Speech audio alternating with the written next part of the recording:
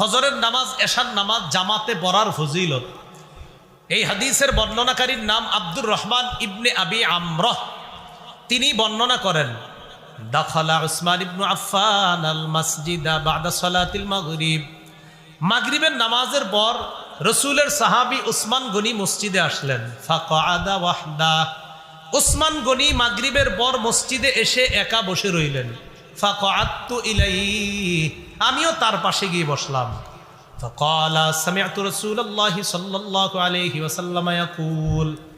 হযরতে উসমান গনি বললেন, আমি আল্লাহ রাসূলকে বলতে শুনেছি, মান সাল্লাল ইশা ফি জামাআ ফাকান্নামা কামা নিসফাল লাইল।